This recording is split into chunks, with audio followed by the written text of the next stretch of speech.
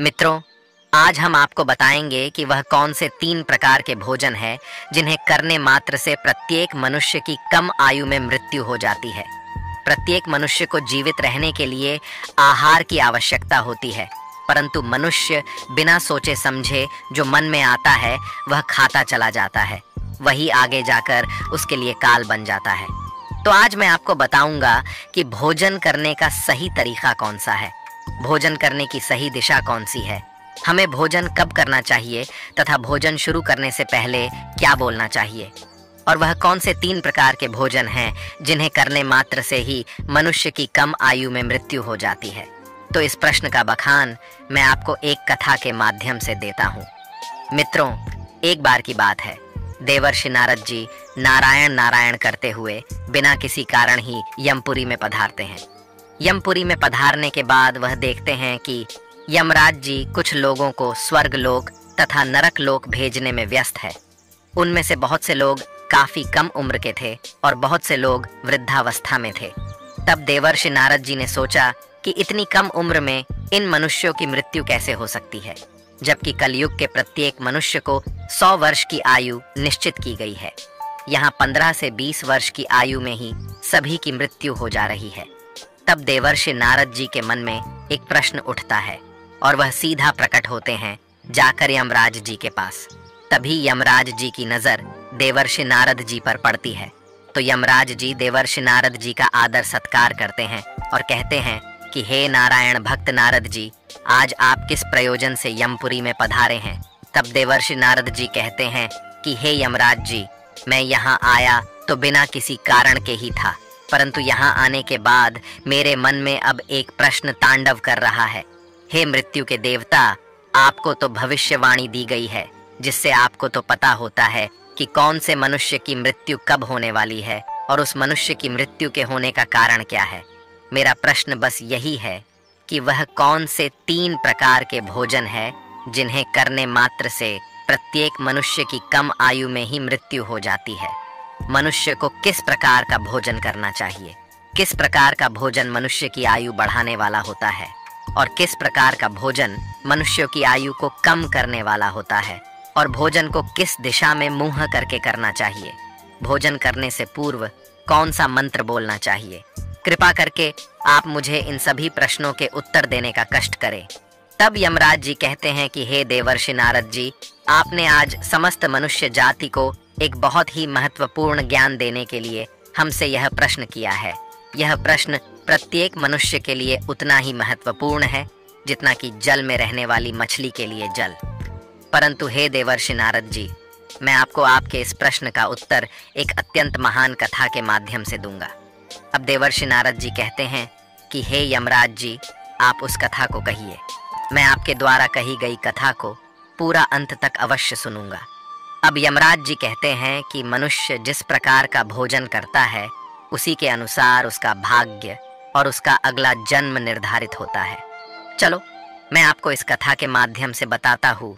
यह कथा त्रेता युग में महर्षि विश्वामित्र ने भगवान श्री राम को सुनाई थी, इसीलिए इस कथा का महत्व बहुत अधिक है। इस प्राचीन कथा के माध्यम से आपको आपके सभी प्रश्नों के उत्तर मिल जाएंगे। हे नारद जी, इसीलिए आप इस कथा को ध्यान से पूरा अवश्य सुनना और इस कथा का प्रचार प्रसार भी करना। जो भी मनुष्य इस कथा का श्रवण करता है उसको उसके समस्त पापों से मुक्ति मिल जाती है। अब यमराज कथा को सुनाना प्रारंभ करते हैं और कहते हैं कि हे देवर्षि नारद जी, यह बात त्रेता युग की है। विधुपुर के समीप एक बहुत बड़ा जंगल था। उस जंगल का आकार लगभग 100 योजन तक था, परंतु उस जंगल में न कोई भी पशु और न ही कोई पक्षी रहते थे। उस जंगल में केवल वृक्ष और पेड़ पौधों की ही भरमार थी। वह जंगल इतना घना था कि जिसमें मनुष्य तो दूर की बात है, उस जंगल की तरफ कोई पशु भी नहीं जाता था। परंतु उसे जंगल के मध्य भाग में लगभग 4 कोस लंबी एक झील थी और उसी झील में हंस, बतख तथा अन्य पशु पक्षी रहा करते थे। एक बार मुनि विश्वामित्र उस झील के पास से गुजर रहे थे। तब उनको बहुत ही सुंदर और विचित्र दृश्य दिखाई दिया, क्योंकि उस जंगल में ना कोई आता था और ना ही कोई जाता था, परंतु उसी झील के समीप एक बहुत बड़ा आश्रम था जो देखने में बहुत पुराना हो गया था, लेकिन फिर भी उसके सुंदरता मन को मोह लेने वाली थी। वह आश्रम अत्यंत सुंदर और पवित्र दिखाई पड़ रहा था। उस आश्रम में ना कोई साधु संत तपस्या करते थे और ना ही उस आश्रम में शिष्यों को पाठ का ज्ञान दिया जाता था। वह आश्रम पूरी तरह से खाली था। अब विश्वामित्र मुनि ने सोचा कि यहाँ कोई संत महात्मा भी नहीं है। चलो आज हम यहाँ पर विश्राम कर लेते हैं। विश्वामित्र मुनि एक रात के लिए उस आश्रम में ठहर गए और सुबह उठकर वे जब उस झील के पास गए तो उन्होंने रास्ते में एक मुर्दे को देखा। अब विश्वामित्र मुनि सोच में पड़ गए कि इस जंगल में कोई आता जाता नहीं है, तो यह लाश कहाँ से आई? वह लाश जो पड़ी हुई थी वह शरीर से अत्यंत बलवान और हष्ट पुष्ट जान पड़ती थी, जिसे देखकर ऐसा प्रतीत होता था कि मानो वह किसी तरुण पुरुष की लाश हो। उस लाश को देखकर विश्वामित्र मुनि अपने अंतर्मन से कहने लगे कि यह पुरुष कौन है और इसकी मृत्यु कैसे हो गई तथा यह पुरुष इस जंगल में आखिर कैसे आया होगा। अब उसे मरे हुए आदमी के बारे में जानने के लिए विश्वामित्र मुनि चिंतित हो गए। अब यमराज जी कहते हैं, हे देवर्षि नारद जी। तभी अचानक आकाश में उन्हें एक दिव्य विमान दिखाई पड़ा और वह दिव्य विमान उस झील के समीप आकर रुक गया और उस विमान से एक दिव्य पुरुष उतरा और वह पुरुष उस दिव्य विमान से उतरने के बाद उस झील में स्नान करने के लिए चला गया। अब झील में नहाने के बाद वह बाहर आया और उस मरे हुए पुरुष का मांस खाने लगा। उसने भर पेट उस मोटे ताजे मुर्दे का मांस खाया और फिर वह फिर से अपने दिव्य विमान की ओर जाने लगा। वह दिव्य विमान ऐसा जान पड़ता था कि मानो वह स्वर्ग का विमान हो। अब वह दिव्य पुरुष उसी विमान में बैठकर स्वर्ग की ओर जाने लगा। मुनि विश्वामित्र यह सब कुछ खड़े खड़े देख रहे थे। जब विश्वामित्र मुनि ने देखा कि वह पुरुष अब उस दिव्य विमान में बैठकर फिर से स्वर्ग लोक को प्रस्थान करने वाला है, तभी उन्होंने उस पुरुष को आवाज लगाई और कहा कि हे दिव्य पुरुष, तुम कौन हो? तुम तो देवताओं के समान दिखाई पड़ते हो, किंतु तुम्हारा भोजन बहुत ही घृणित है। तुम मुर्दे का मांस क्यों खा रहे हो? ऐसा भोजन भला कोई देवता कैसे कर सकता है? तुम्हारा भोजन तो गंधर्व जैसा है। भला एक स्वर्ग से आया हुआ पुरुष ऐसा भोजन कैसे कर सकता है? ऐसा भोजन तो स्वयं यमराज भी नहीं ग्रहण करते। अब उस दिव्य पुरुष ने विश्वामित्र मुनि की तरफ देखा और उन्हें हाथ जोड़कर प्रणाम किया और कहने लगा, हे विप्र, आपको प्रणाम है। मेरा भोजन पहले ऐसा नहीं था। मैं भी एक आम इंसान था, परंतु मेरी कुछ गलतियों की वजह से ही आज मेरा भोजन ऐसा हो गया है। हे विप्र, मैं आपको बताता हूँ कि मैंने अपनी जिंदगी में कौन कौन सी गलती की, जिसकी वजह से आज मुझे यह घृणित भोजन करना पड़ रहा है। हे महर्षि, मैं आपको मेरी कहानी सुनाता हूँ। पूर्व काल की बात है। विदर्भ देश में मेरा एक राज्य था, जिसमें मेरे महायशस्वी पिता वसुदेव राज्य करते थे। इनका नाम तीनों लोकों में प्रसिद्ध था। मेरे पिताजी परम धार्मिक व्यक्ति थे। मेरे पिताजी ने 2 विवाह किए थे, जिससे उनकी 2 पत्नियां थीं। उन दोनों पत्नियों से उन्हें एक एक करके 2 पुत्र हुए। मैं और मेरा भाई महा यशस्वी परम प्रतापी धीर वीर पुरुष थे। मैं अपने पिता का सबसे बड़ा पुत्र था। मेरी परम यशस्वी पिता ने मेरा नाम देवराज रखा था तथा मेरे छोटे भाई का नाम विजयराज रखा था। हम दोनों भाई अपने नाम और काम दोनों से बहुत अधिक प्रसिद्ध थे। हमारी जिंदगी बहुत सुख से बीत रही थी। फिर एक दिन अचानक मेरे पिताजी का देहांत हो गया और पिताजी की मृत्यु के बाद मुझे विदर्भ देश का राजा बना दिया गया और मैं वहां सावधानी के साथ राज्य चलाने लगा। अब राज्य करते हुए कई हजार साल बीत गए। फिर एक दिन मुझे आध्यात्मिक शक्ति के बारे में पता चला और मैं वैरागी बन गया। और उसी दिन मैंने अपने पूरे राज्य में घोषणा करवा दी कि मैंने राजपाट का त्याग करने का निर्णय लिया है और मृत्यु पर्यंत तपस्या करने का निश्चय करके मैं जंगल में रहने के लिए चला गया। विदर्भ देश का राज्य मैंने अपने छोटे भाई विजयराज को सौंप दिया और उसे राजा बना दिया। उसके बाद फिर मैं यहाँ इस झील के पास आ गया और यहाँ पर आकर मैंने कठोर तपस्या करना आरंभ कर दिया और मैंने 88,000 वर्षों तक मैं इस झील के पानी में बैठ के तपस्या करता रहा। मेरी तपस्या को देखते हुए सभी देवतागण मुझसे प्रसन्न हुए और मेरी तपस्या के प्रभाव से मुझे ब्रह्मलोक की प्राप्ति हुई। लेकिन ब्रह्मलोक पहुंचने के बाद भी मुझे भूख और प्यास अधिक सताने लगी, क्योंकि ब्रह्मलोक में किसी को भी ना तो भूख लगती है ना ही प्यास लगती है और ना ही वह मनुष्य मर सकता है। वह अजर अमर अविनाशी हो जाता है। परंतु मेरी समस्त इंद्रियां भूख से तिलमिला उठती थीं। हे मुनिवर, मैंने अपनी इस दुविधा के निवारण के लिए मैंने ब्रह्मलोक के सर्वश्रेष्ठ देवता ब्रह्मा जी के पास मैं गया और उनसे से पूछा, हे भगवान, मैंने तो सुना है कि ब्रह्मलोक में किसी भी प्राणी को भूख और प्यास नहीं लगती है। फिर मुझे भूख और प्यास इतना क्यों सता रही है? यह भूख मेरा पीछा क्यों नहीं छोड़ रही है? कृपया आप मुझे इस बात को बताइए कि मैं वह कौन सी चीज का सेवन करूं जिससे मुझे भूख से तृप्ति मिल जाए। फिर ब्रह्मदेव ने मुझसे कहा कि हे राजन, पृथ्वी पर दान धर्म करने पर ही व्यक्ति इस लोक में भूख प्यास से मुक्त हो पाता है। परंतु हे राजन, ना तो आपने अपने जीवन काल में कभी दान नहीं किया, द्वार पर आए भिखारी को द्वार से ही वापस लौटा दिया, उसे दान कभी नहीं दिया, कभी किसी भीख मंगे को भीख तक नहीं दी। आप एक राजा थे, आपने अपने राजमहल की समस्त प्रजा को खुश रखा, परंतु तुमने राजमहल में रहकर भी द्वार पर आए अतिथियों को भोजन नहीं दिया और आपने सदैव भी अनुचित भोजन किया है। और साथ ही आप बिना स्नान किए ही भोजन किया करते थे, जो कि शास्त्रों के हिसाब से गुनाह माना गया है। साथ ही भोजन शुरू करने से पहले तुमने कभी ईश्वर का धन्यवाद नहीं किया, क्योंकि अगर आपको भोजन की प्राप्ति हो रही है तो वह किसकी वजह से हो रही है, आपको उसके लिए प्रार्थना करनी चाहिए, और वही आपने नहीं किया।